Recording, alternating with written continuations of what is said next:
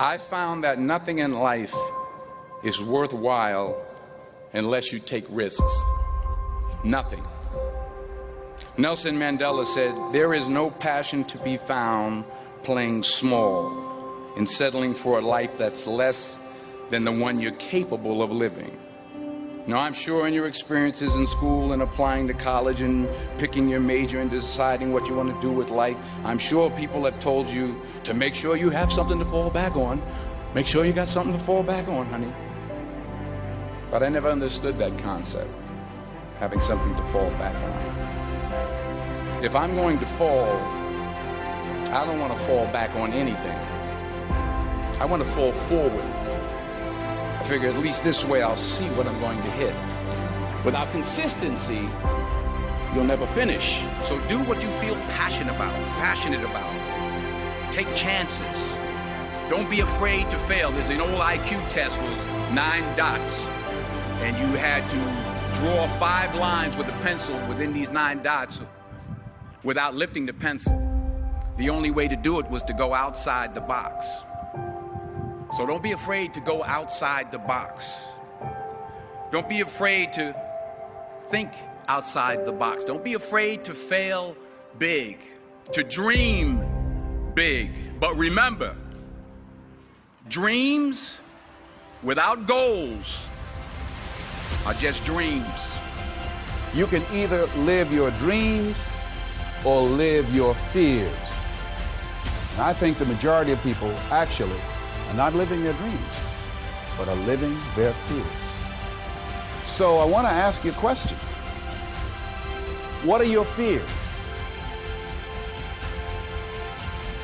What are you afraid of? What are you scared of?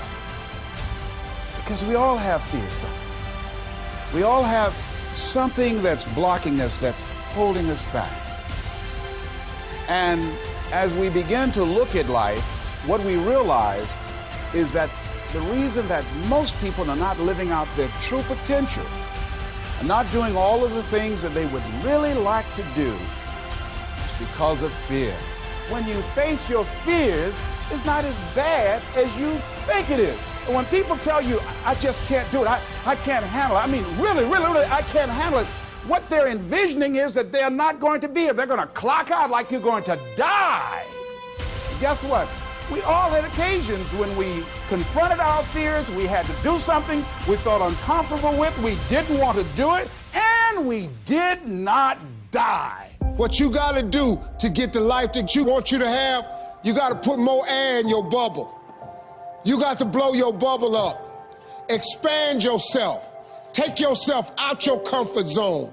Do not live in your bubble. If you stay in your comfort zone, that's where you will fail.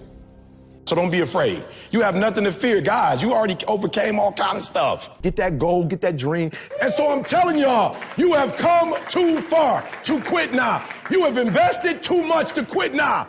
You have lost too much to quit now. Get a reward for your pain. Don't cry about it. Don't whine about it. Get a reward for it. I am constantly trying to find my new 100%.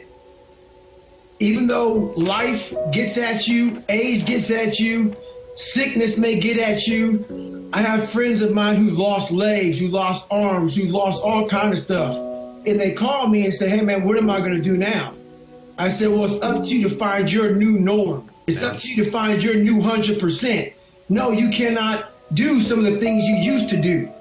But what can you do today? What can you do now with what you have? And you must find your new norm. As you all know, your mom has a cookie jar, and sometimes you might have an Oreo, sometimes you might have a Chips Ahoy, sometimes you might have an oatmeal raisin cookie. You never know. It's just in there. My cookie jar has every single failure and success of my life, something I overcame. So what happens in time of life when you're stressed out and things get bad, even the hardest guy in the world, me, everybody thinks, and I think I'm the hardest guy in the world. You got to believe that. You got to believe you are something. I will, in my mind, reach into my cookie jar, and sometimes you forget how hard you are in times of need. Because you're stressed, but you forget I'm a Navy SEAL, I'm a Ranger, I'm this and that, but you forget all that because your life sucks. I calm down, take that 1 second, get control of my life, reach in the cookie jar. Well, you got called nigger your whole life, and you're now the only person in history to do this, this, and this. Put it back in the cookie jar, reset my mind. You have to remind yourself of how badass you really are in times of need. That's the cookie jar. No one has the most of everything.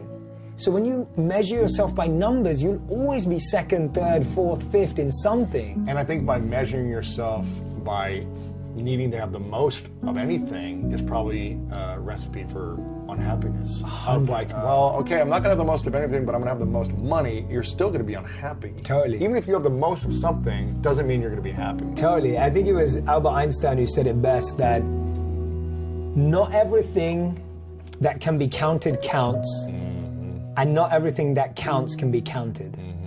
And I love that because it removes this belief that things are finite and limited, and they're not. If you want to be happy and successful, if no matter that there are 700,000 podcasts, if that is your dharma, if that's your calling, if that's your purpose, like, you can do that. There's no cap on how many successful soccer players that can exist at the same time. Or how many books are out in the world. There's no cap. There's no one stopping you, and that's the mindset that we're educated for, that scarcity and greed. And what's the difference between the monkey mind and the monk mind? Yeah, I'm glad you brought that up. So the monkey mind is what we experience on a day-to-day basis.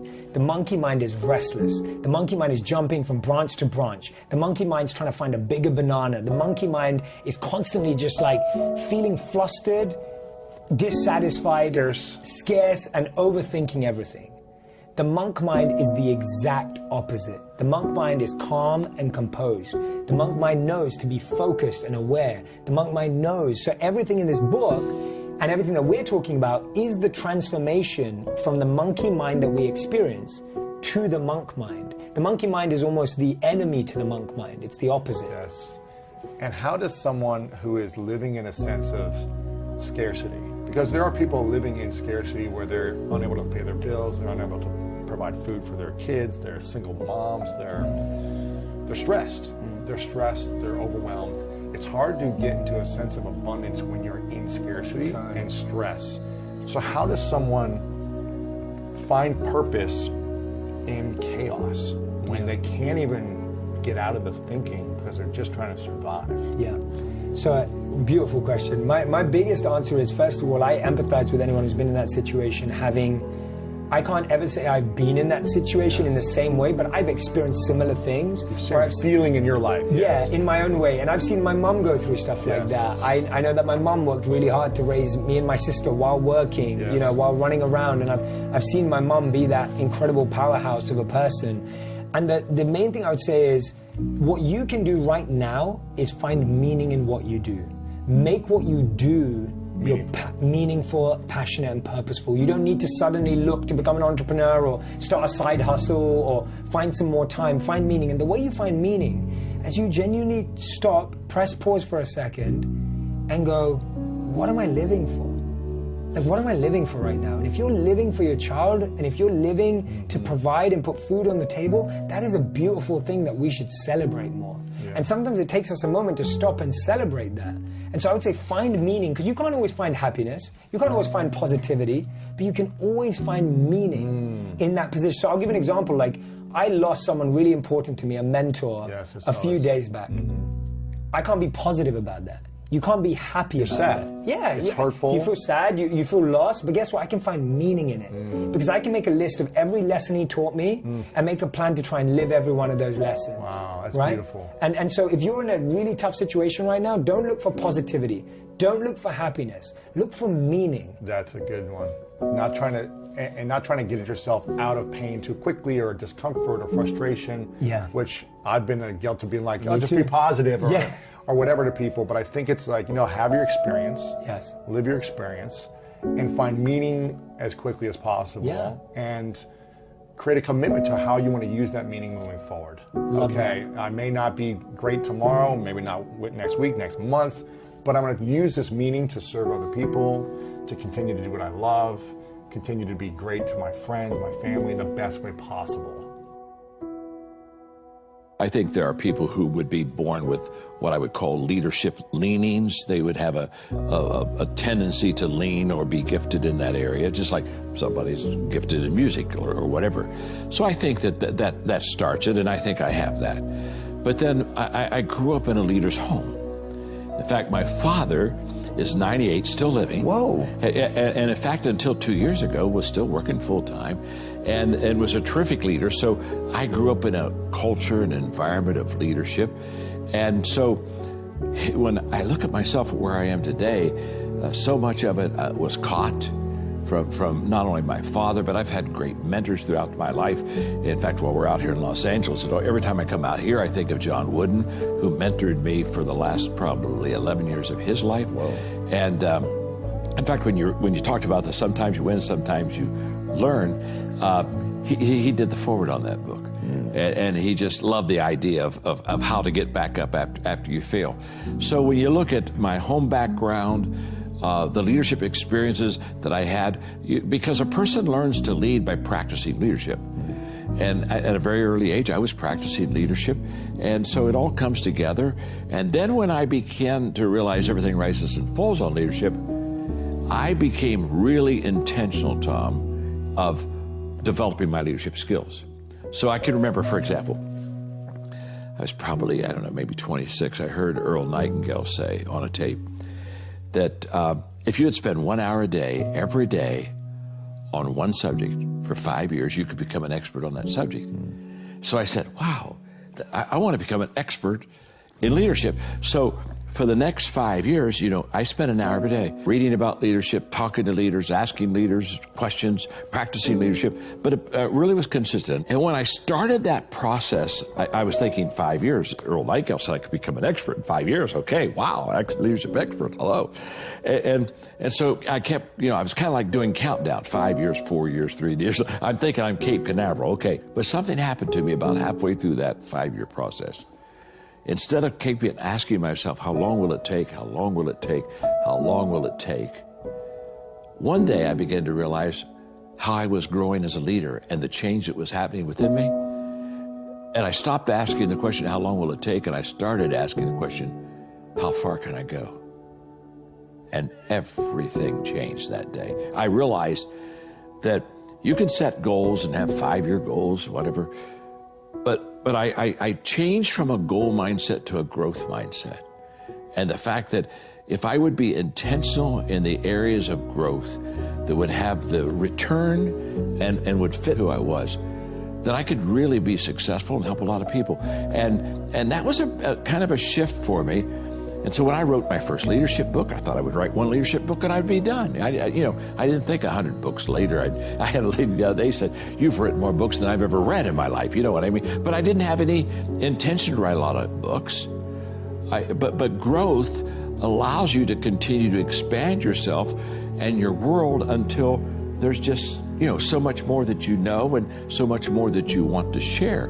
So, my journey has been really one of understanding that if I every day intentionally grow, the question is just how far can I go? And I don't know that answer. I'm still growing. I'm still moving towards that finish line.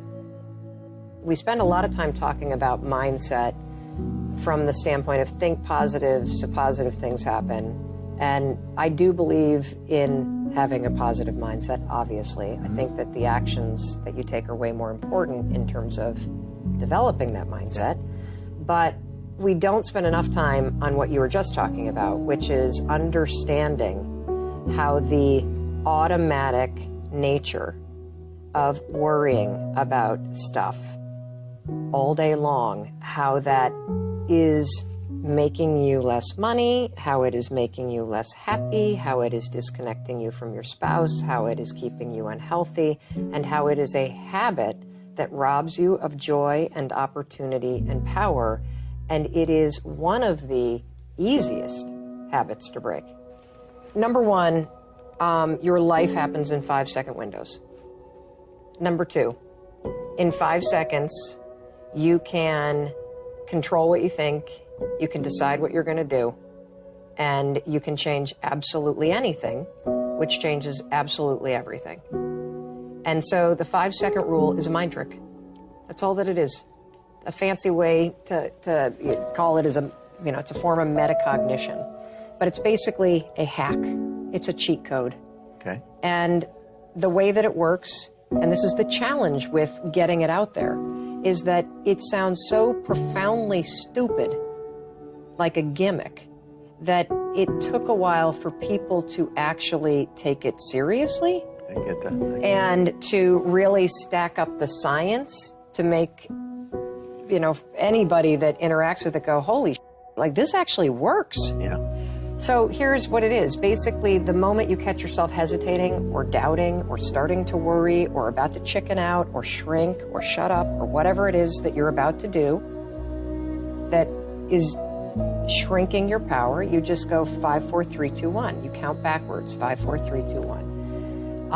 What happens when you do that? Don't do it out loud because it'll scare somebody. Like a psycho. And 5, 4, 3, 2, 1. I'm talking. Yes, exactly.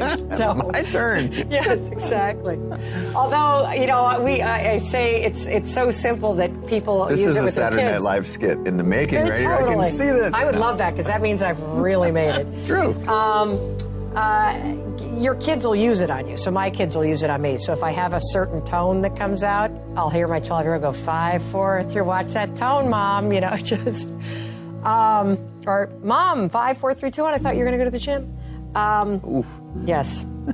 So by counting backwards, the kind of cheat code that you're doing in your mind is you are interrupting what are called habit loops that get encoded in the central part of your brain.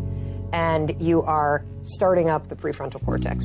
It's a little trick that causes focus, and it's a lot like having a mantra, because you're shifting gears, but the thing about having a mantra is, and I suppose that as you count backwards more and more and more, you become used to it, but it becomes a habit that triggers action. So what you do is you go 5, 4, 3, 2, 1, cut off this part of the brain, awaken this part of the brain, and then move.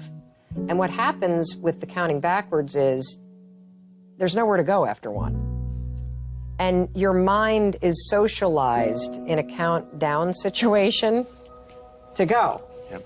And so counting up won't work because you can keep going forever. And you do it in many aspects of your life, so it's actually not something that requires any focus.